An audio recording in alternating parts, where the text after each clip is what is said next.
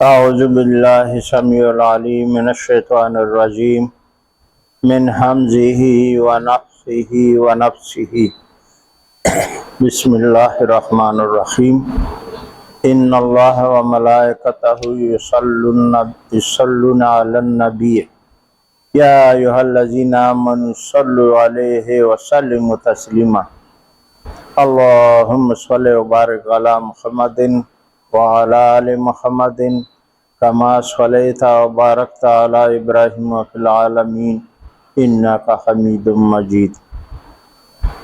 بسم اللہ الرحمن الرحیم۔ السلام علیکم ورحمۃ اللہ وبرکاتہ ایھا المستمعین الکرام۔ آج کے بیان میں انشاءاللہ ہم نجرانی وفد مدینہ میں، یہ نجران یہاں پر یہ تقریباً نزدیک تو مکے کو پڑتا ہے، طائف سے ادھر ہے، بیچ میں ہے، مدینے اور طائف کی طرف ہے، مدینے سے طائف کی طرف ہے۔ اور یہاں پر عیسائیوں کی بہت ساری اکثریت تھی اور پورے علاقے کے کنٹرول بھی عیسائی کرتے رہتے تھے، ان کے راہب مسلسل دعوت دے رہے تھے اور کفار قریش کے چونکہ کوئی دعوت تھی ہی نہیں، وہ کس بات کی دعوت دیتے؟ بت پرستی میں مبتلا تھے، شرک میں پڑے ہوئے تھے، تو یہاں پر دو قومیں دعوت دیتے تھے، ایک نصرانی نصارہ جس کو بولتے، دوسرا مجوسی تھا، اور مدینے میں یہودی تھے مبلغ، یہ حال تھا۔ یمن میں مجوسیوں کی حکومت تھی اور تھوڑا بہت نجد میں بھی تھی مجوسی لوگ۔ نجران میں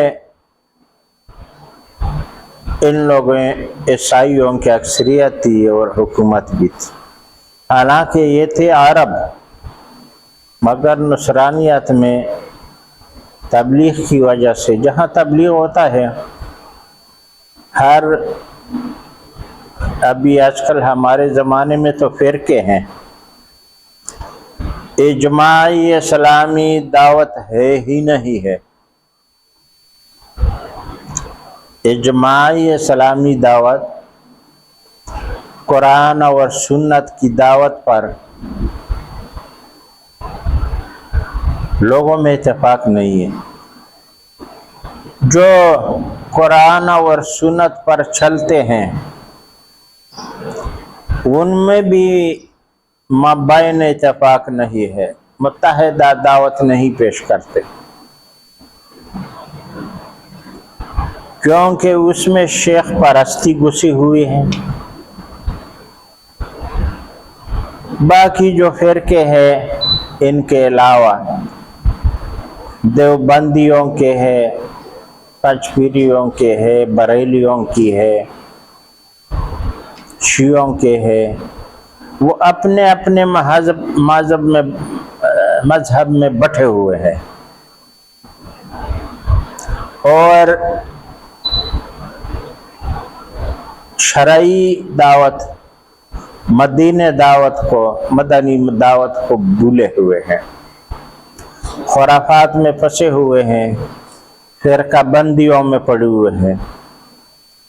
حالانکہ سب مسلمان ہے، اگر وہ سچے دل سے سنت کے مطابقت کرے اور قرآن اور سنت کو اپنا ہی دین اور مذہب بنا لے۔ کیا مولویوں کے پیچھے بھاگنا، کیا اماموں کے پیچھے بھاگنا، کیا پیروں کے پیچھے بھاگنا، یہ سب متفرق راستے ہیں، اور لوگوں میں، مسلمانوں میں تفرق پڑ گیا ہے اس وجہ سے۔ خود مدینہ والے جو آج کل ہے وہ تو بیغم ہی ہے، دولت کے نشے میں پورا غرق ہے، ڈالروں کے نشے میں، وہ اٹھتے بیٹھتے سوتے ان کو ڈالر ہی ڈالر نظر آتے ہیں۔ خوبصورت سے خوبصورت عورتیں اور خوبصورت سے خوبصورت گاڑیاں اور بلڈنگیں اور کیا کیا عیش عشرت ہے، دین کی تو پرواہ ہی نہیں ہے۔ تھوڑے بہت ہے، ہر جگہ میں لوگ ہوتے ہیں مخلص، لیکن ان چاروں کا سنا نہیں جاتا۔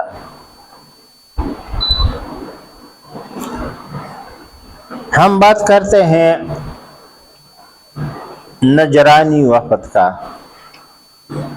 راوی بیان کرتا ہے کہ وفد چلا گیا اور جب وہ مدینے پہنچے تو انہوں نے سفر کے کپڑے اتار دیے اور اپنے کھلے اور سونے کے انگوٹھیاں پہن لی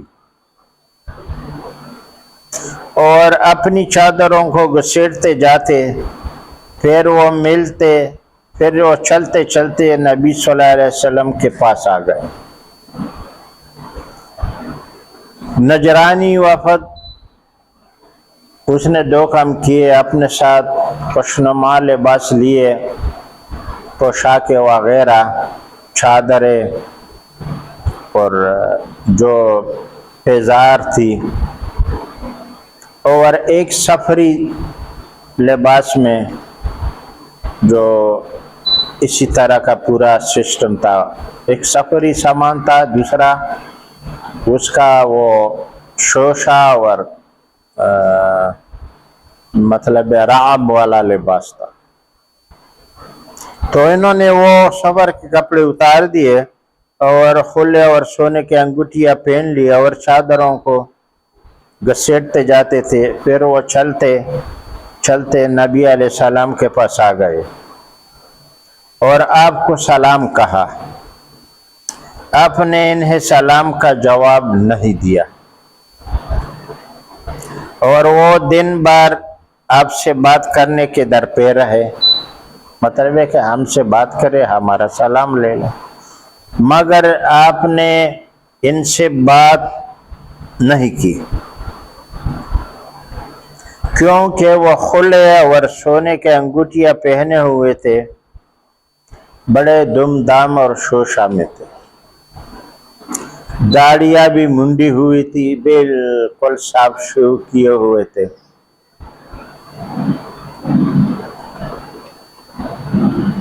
پھر وہ عثمان بن عفان اور عبد الرحمن بن عوف کی تلاش میں لگ گئے۔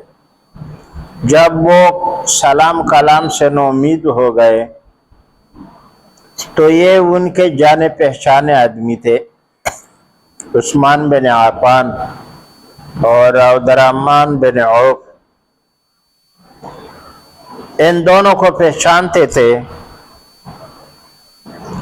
انہوں نے ان کو انصار و مہاجرین کی مجلس میں پایا، گھومتے گامتے ڈھونڈتے ڈانٹتے ایک مجلس بیٹھی ہوئی ہی جہاں پہ انصار اور مہاجرین بیٹھے ہوئے تھے اکٹھے، وہاں وہ بھی بیٹھے ہوئے تھے۔ کہنے لگے کہ اے عثمان اور اے عبد الرحمن بن عوف، آپ کے نبی نے ہماری طرف خط لکھا اور ہم اسے جواب دینے آئے ہیں، ہم نے آ کر اسے سلام کہا تو اس نے ہمیں سلام کا جواب نہیں دیا اور ہم دن بھر اس سے بات کرنے کے در پہ رہے۔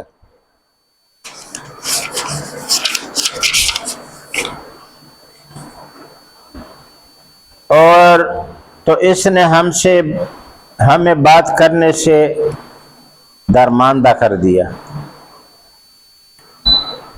اب دونوں کی کیا رائے ہے؟ کیا آپ ہمیں واپس جانے کا مشورہ دیتے ہیں؟ تو ان دونوں نے سیدنا علی رضی اللہ عنہ کو کہا، جو کہ اس مجلس میں بیٹھے موجود تھے، اے ابو الحسن، آپ کی ان لوگوں کے بارے میں کیا رائے ہے؟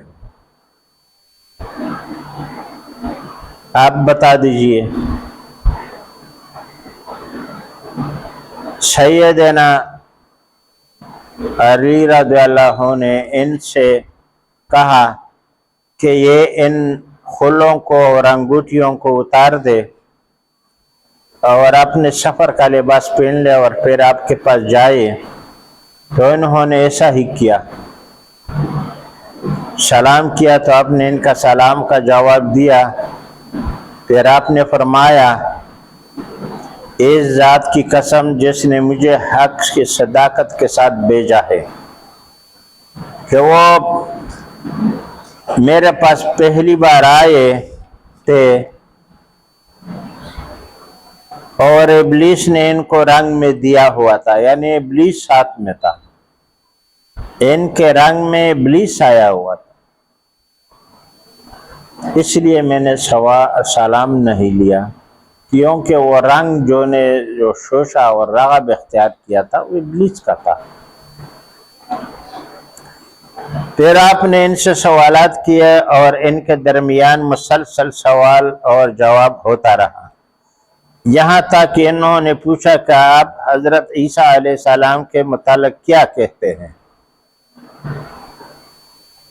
ہم اپنی قوم کے پاس واپس جائیں گے اور ہم عیسائی ہیں اور آپ نبی ہے، تو ہمیں خوشی ہوگی کہ ہم آپ سے وہ بات سنیں جو آپ ان کے بارے میں کہتے ہیں۔ نبی علیہ السلام نے فرمایا، آج میرے پاس ان کے بارے میں کوئی بات نہیں ہے، آپ ٹھہرے یہاں مدینے میں یہاں تک کہ آپ کو وہ بات بتا دوں جو اللہ تعالیٰ نے عیسیٰ علیہ السلام کے متعلق کہتا ہے۔ اللہ تعالیٰ اگلی صبح کو اللہ تعالیٰ نے یہ آیات اتار دی، اللہ کے نزدیک عیسیٰ علیہ السلام کی حیثیت مثال آدم کی ہے۔ مثال آدم کی مانند ہے، اس نے اسے مٹی سے پیدا کیا، پھر اسے کہا ہو جا تو وہ ہو گیا۔ یہ تیرے رب کی طرف سے حق ہے اور تو شک کرنے والوں میں سے نہ ہو۔ پس جو شخص تیرے پاس علم آ جانے کے بعد تجھ سے جھگڑا کرے تو کہہ دے کہ آؤ ہم اپنے بیٹوں اور تمہارے بیٹوں کو اور اپنی عورتوں کو اور تمہاری عورتوں کو بلائے، پھر گڑگڑا کے دعائیں کرے اور جھوٹوں پر اللہ تعالیٰ کی نالت ڈالے۔ نبی علیہ السلام نے کہا کہ آیات نازل ہوئے کہ مثال عیسیٰ علیہ السلام کی، ان کے پیغمبری کی گواہی دی اور کہا کہ اللہ کے رسول تھے وہ بنی اسرائیل کی طرف، اور اس کی پیدائش آدم کے جیسا ہے، آدم کو مٹی سے بنایا اور عیسیٰ علیہ السلام کو مریم علیہ السلام کے طرف عیسیٰ علیہ السلام کی روح کو ہلکا کر دیا، اور جبرائیل علیہ السلام نے ان کے گریبان میں پھونک مار دی، کچھ نہیں ہے اور اس کے علاوہ کچھ نہیں تھے۔ تو وہ پھونک مارنے سے امید میں ہو گئی اور اسی سے عیسیٰ علیہ السلام پیدا ہوئے۔ آج کل تم 2 کروڑ پھونکے بیمار عورتوں کے گریبانوں میں کچھ نہیں ہوگا، لیکن یہ تو رب العالمین کن و فیکون کا مالک ہے۔ جیسے آدم علیہ السلام کو مٹی سے بنایا اور اس میں اپنا روح پھونک دیا، یہی کام عیسیٰ علیہ السلام کے ساتھ بھی ہوا۔ یہ تو مٹی سے نہیں بنا، ایک عورت کے گریبان میں جو بہت بہترین صالحہ اطاعت کرنے والی عورت تھی، مریم علیہ السلام، ان کے گریبان میں روح کو پھونک دیا گیا اور وہ امید سی ہو گئی۔ اور جب وہ پیدا ہوئے تو بنی اسرائیل کی طرف نبی برحق مبعوث کیے گئے، مبعوث ہو گئے، حالانکہ وہ لوگ نہیں مان رہے تھے۔ بڑی بڑی تکلیفیں ان عیسائی مذہب نے، یہ تو بنا اسی سے، لیکن وہاں پر جو بنی اسرائیل قوم میں مریم علیہ السلام تھی بیت المقدس میں، یہ وہاں کا قصہ ہے۔ اس کے پیدا ہونے کے بعد یہودی اس کے بہت خلاف ہو گئے، حتیٰ کہ وہ بولتے تھے، وہ چھوٹے بچپن میں بھی، گوارے کی عمر میں بھی اور بڑے ہونے کی عمر میں بھی ایک سا بات کرتے تھے کہ میں عبداللہ ہوں، اللہ کا بندہ ہوں، اور تم کو بھی اللہ کی عبادت کرنے کی کہتا ہوں، وغیرہ وغیرہ۔ اور میں وہ کچھ آپ لوگوں کو بتانے جا رہا ہوں جو تم لوگوں نے آپس میں اختلاف و خرافات کی وجہ سے اپنے آپ کو اس میں قید کیا ہوا تھا، آؤ میں آپ کی طرف رسول بن کے آیا ہوں، وغیرہ وغیرہ۔ جیسے اس نے دعوت شروع کی وہ اس کے پکے دشمن ہو گئے۔ اس کو بیچارے کو ماں نے ادھر ادھر لے جاتے ہوئے، اسی لیے اس کو مسیح عیسیٰ بھی بولتے ہیں، کہ وہ سیاحت کی طرح کبھی اس جگہ لے جاؤ چھپاؤ، کبھی وہاں لے جاؤ چھپاؤ، ان کو اشراروں سے، ان کے جو شرارت کی وہ زبردست پریشر تھی، ان سے بچانے کے لیے۔ تو انہوں نے یہ بیان کیا، نبی علیہ السلام نے ان کے سامنے بیان کیا کہ اس کا وجود ایسا ہی دنیا میں آیا ہے جیسے آدم علیہ السلام، صرف اتنا فرق تھا کہ آدم علیہ السلام کی ماں باپ ہی نہیں تھی۔ انسان کی پیدائش 2 3 4 طریقے سے ہوا ہے۔ ایک پیدائش آدم علیہ السلام کی ہے جو کہ بغیر ماں باپ سے ہوئی، اور ایک پیدائش عیسیٰ علیہ السلام کی ہوئی، وہ بغیر باپ کی عورت سے ہوئی، عورت کے بطن سے ہوئی بغیر باپ کی۔ یہ بھی آج کل ناممکن ہی ہے۔ تیسرا جو انسان ماں باپ کی نطفے سے بنتا ہے، جو آج کل زراعت ہوتا ہے وہ یہ ہے جو آج کل ہے۔ تو نبی علیہ السلام نے عیسیٰ علیہ السلام کی پورا سٹوری ان کے سامنے سنائی،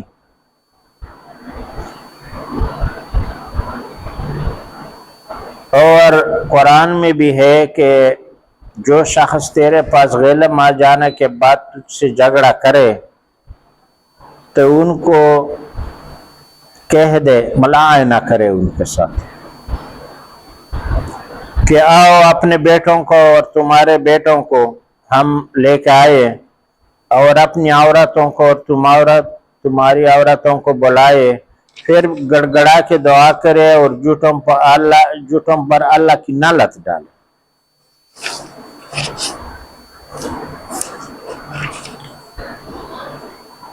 تو بولا کیا ہو، ملاحنہ کے لیے بلایا، تو انہوں نے اس کے ماننے سے انکار کر دیا۔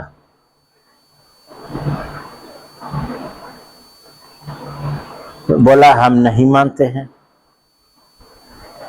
اور جب نبی صلی اللہ علیہ وسلم نے ان کو اطلاع دی تو اب دوسرے دن صبح حضرت حسن اور حسین کو اپنی چادر میں لپیٹے ہوئے لے آئے، اور فاطمہ اور دوسرے ازواج مطہرات بھی اس کے پیچھے پیچھے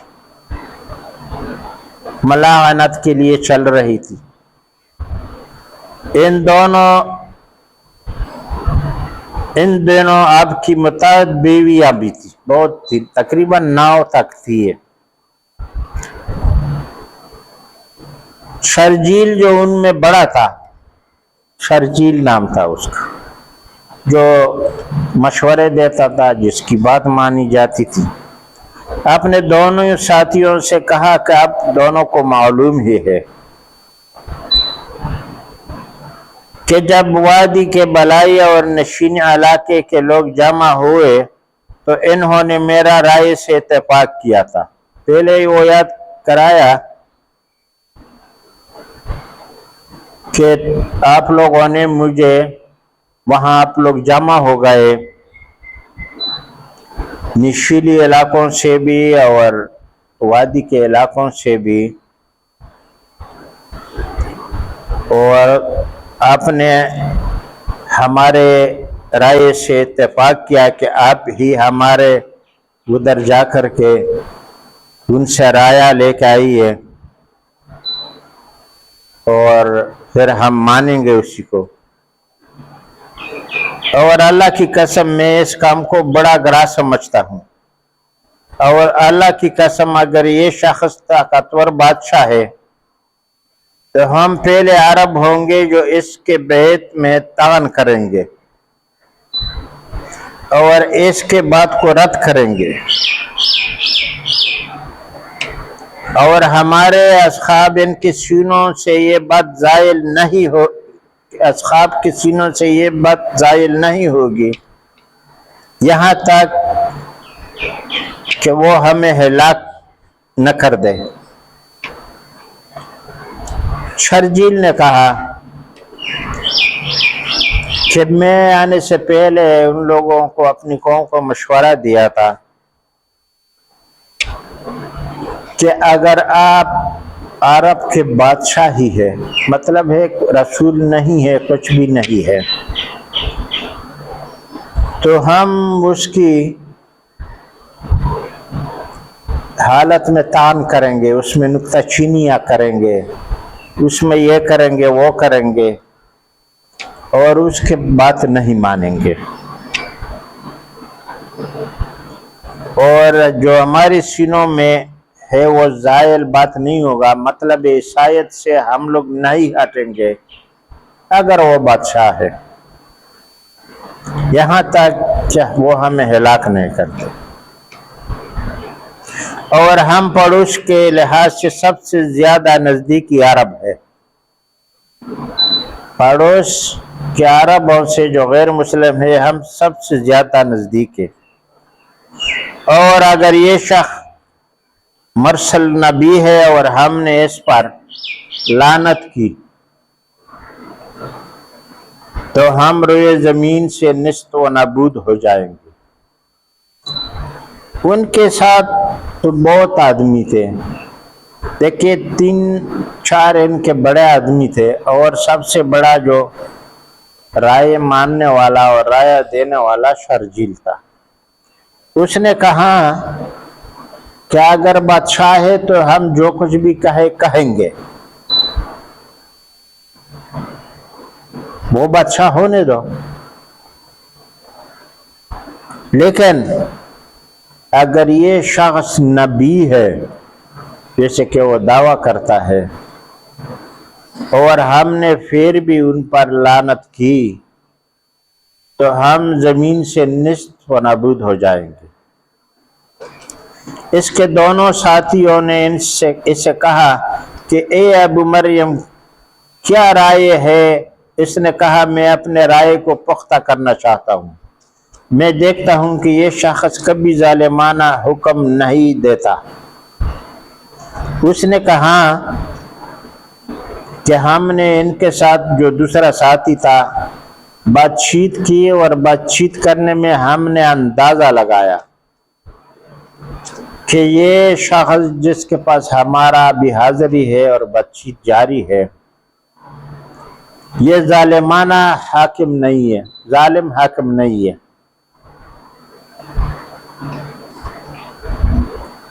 تو ان دونوں نے کہا کہ اب آپ ہی اور وہ نپٹ لے۔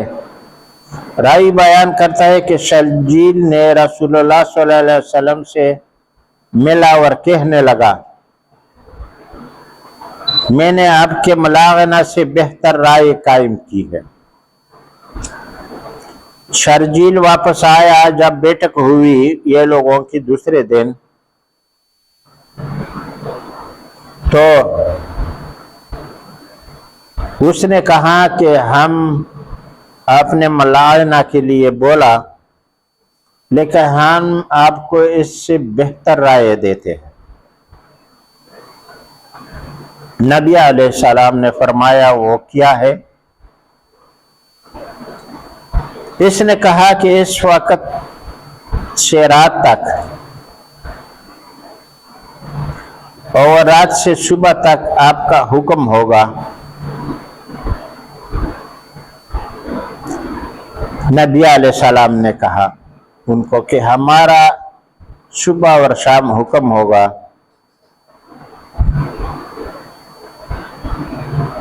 اب ہمارے بارے میں جو حکم کریں گے وہ جائز ہوگا۔ نبی علیہ السلام کو کہا کہ آپ جو بھی حکم کریں گے، اس نے کہا کہ ہمارا حکم کو یہ ہے کہ ہمارا ہر حکم آپ کو ماننے کا ہے۔ میں نبی ہوں، میں رسول اللہ ہوں صلی اللہ علیہ وسلم، میں اب جو بھی پوچھے اور بھی پوچھے میں آپ کی اس کے لیے تیار ہوں، یا ملاغ نہ کرے، اس سے بھی آپ لوگ ادھر ہو گئے۔ تو انہوں نے کہا کہ آپ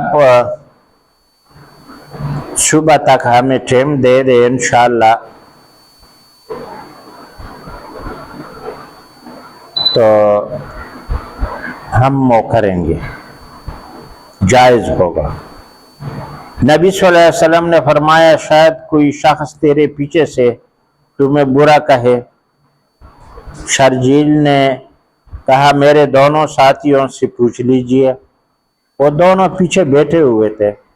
نبی علیہ السلام کا مطلب یہ تھا کہ آپ جو بول رہے ہیں کیا وہ دونوں پیچھے جو بیٹھے ہیں وہ بھی راضی ہے اس بات سے؟ تو اس نے کہا کہ میرے دونوں ساتھیوں سے پوچھ لیجئے۔ انہوں نے کہا کہ تمام وادی شرجیل کی رائے سے متفق رکھتی ہے، اتفاق رکھتی ہے۔ ہم تو یہ کہتے ہیں کہ شرجیل میں جو ہمارے ادھر ہم رہتے ہیں میدانوں میں وادیوں میں، شرجیل کی رائے سے اتفاق کرتی ہے، سارے مانتی ہیں۔ تو رسول صلی اللہ علیہ وسلم واپس آ گیا اور آپ نے ان سے ملاعنہ نہیں کیا، اور جب دوسرا دن ہوا تو آپ کے پاس آئے تو آپ نے ان کو یہ تحریر لکھ کر دی۔ بسم اللہ الرحمن الرحیم۔ یہ تحریر محمد بن امی رسول اللہ نے نجران کے لیے لکھی ہے۔ ہر پل چاندی، سونے اور غلام پر آپ کا حکم چلے گا، یہ کہ اس پر سب پر ہمارا حکم۔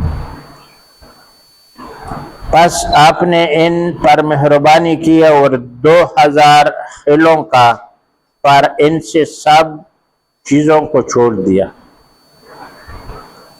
سب چیز ان کو سب نے بیان کیا، انہوں سب نے مانا، مگر بعد میں نبی علیہ السلام نے مہربانی کر کے 2000 خلوں کا ان پر ان سب چیزوں کو چھوڑ دیا گیا کہ آپ صرف 2000 خلے دیا کرے سال میں، یہ جزیہ مقرر کر دیا۔ ہر رجب میں 1000 خلا اور ہر سفر میں 1000 خلا، اور آپ نے تمام شروط کا ذکر کیا، یہاں تک کہ ابو سفیان بن حرب، غیلان بن عمر، بنی نضر کے مالک بن عوف، اقرع بن حابس، حنظلی اور مغیرہ نے شہادت دی۔ اور جب انہوں نے اپنے تحریر لے لی تو وہ نجران کو واپس ہوئے، اور اسقف کے ساتھ اس کا ماجایا بائی بھی تھا، اور نسبتی لحاظ سے وہ اس کا غمزاد بھی تھا۔ بشر بن معاویہ نے کہا کہ وہ اس کی کنیت ابو علقمہ تھی۔ پس وفد نے رسول اللہ صلی اللہ علیہ وسلم کا خط اسقف کو دیا۔ جب وہ اسے پڑھ رہا تھا، ابو علقمہ کے ساتھ تھا، وہ دونوں چل رہے تھے، بشر کی ناکہ نے اسے گرا دیا اور بشر منہ کے بل گر گیا، اور رسول صلی اللہ علیہ وسلم سے کنایہ نہیں کرتا تھا۔ مگر یہ لوگ جب واپس گئے، ان کو سارے شرط ان کے سامنے پیش کیے تو انہوں نے انکار نہیں کیا۔ انہوں نے کہا اپنی قوم کو کہ یا تم ملاعنہ کے لیے چل نکلو، اور ہم برباد ہوں گے اگر ہم نے ملاعنہ کیا، یا جو اس نے ہم پر ٹیکس لگایا، خارج کو ٹیکس ہی سمجھو، تو وہ ہم نے دینے کا وعدہ کیا، اور یہ طریقہ کار ہے۔ اور ساتھ میں خط بھی دیا گیا، تو انہوں نے پڑھ لیا اور انہوں نے اس بات پر صلح کی۔ یہ تھا نجران کی وفد کی آمد اور ان کا واپسی۔ انشاءاللہ دوسرا بیان اور کل ہوگا باذن اللہ۔ اللہم انی ظلمت نفسی ظلما کثیرا ولا یغفر الذنوب الا انت فاغفر لی مغفرۃ من عندک وارحمنی انک انت الغفور الرحیم۔ ربنا ظلمنا انفسنا وان لم تغفر لنا وترحمنا لنکونن من الخاسرین۔ ربنا لا تزغ قلوبنا بعد اذ هدیتنا وهب لنا من لدنک رحمہ انک انت الوہاب۔ اللہم اغفر لی ولوالدی وللمؤمنین والمؤمنات والمسلمین والمسلمات الاحیاء منهم والاموات۔ اللہم اغفر لی ولوالدی وللمؤمنین والمؤمنات والمسلمین والمسلمات الاحیاء منهم والاموات۔